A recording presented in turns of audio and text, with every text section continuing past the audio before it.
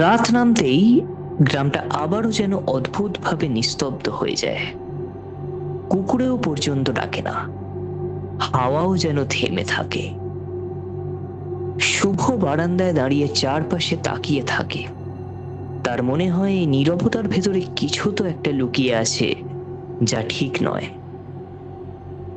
ঘরের ভেতর তখন রাহুল বসে আছে।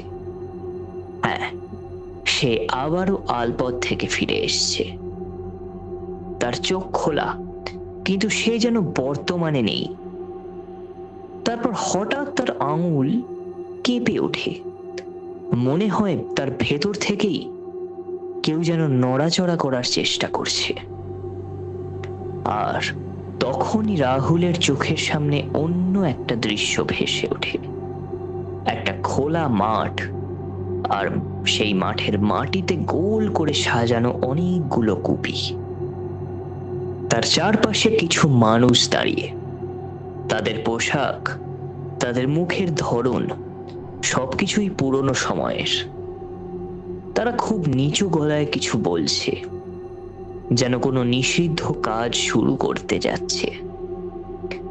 একজন লোক সামনে এগিয়ে আসে, তার হাতে একটা কুপি। সে মাটির দিকে তাকিয়ে ধীরে বলে, আজ কবজাটা খুলবে। সব কুপি তখন একসাথে জ্বলে ওঠে।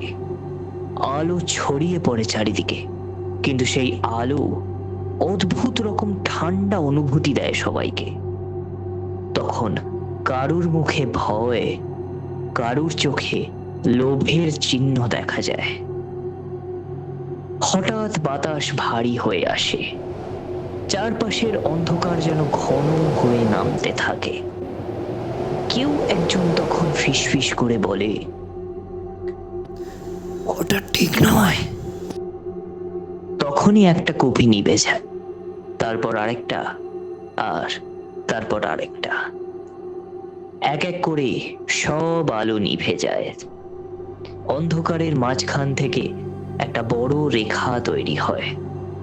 মাটির ওপর সরু একটা দাগ ফুটে ওঠে, যেন একটা পথ নিজে থেকেই তৈরি হচ্ছে। মানুষগুলো চিৎকার করে ওঠে, সবাই পালিয়ে যেতে চায়, আর কেউ কেউ পালাতে গিয়ে পড়ে যায়। কিন্তু সেই অন্ধকার তাদের ছেড়ে দেয় না। হঠাৎই সব থেমে যায়। আবারও কুপির আলো জ্বলে ওঠে, কিন্তু এখন সবাই আর আগের মতো নেই। একজন ধীরে ধীরে মাথা তোলে। তার চোখ নেই, শুধুই অন্ধকার। তার হাতে একটা কুপি জ্বলছে। আর তখনই হঠাৎ রাহুল শ্বাস নিতে নিতে জেগে ওঠে।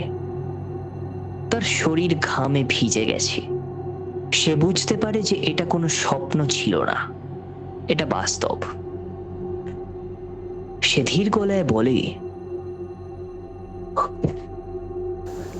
ওটা খুলেছিল। তার গলায় ভয় স্পষ্ট। সে জানে এটা থামেনি। তখন ঘরের কোণায় একটা আলো জ্বলে ওঠে। অভিক দাঁড়িয়ে আছে। তার চোখ নেই, হাতে কুপি, সেই আগের মতো চেহারা। অভিক ধীর গলায় রাহুলকে বলে, ওরা ডাকেনি, ওরা শুধু দরজা খুলেছে। আমরা রক্ষা করি না, একদম ভাবিস না যে আমরা রক্ষা করি। আমরা শুধু খোলা রাখি।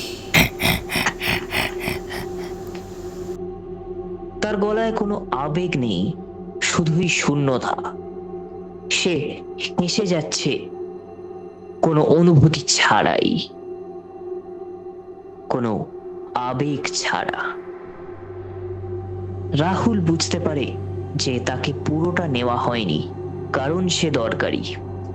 সেই হলো একমাত্র দুই জগতের মাঝখানে দাঁড়িয়ে থাকা মানুষ, যে এই জগতেও থাকতে পারে আর ওই জগতেও যেতে পারে। তখনই রাহুলের মনে হয় যে সে আবারও একটা কোনো জায়গায় পৌঁছে গেছে।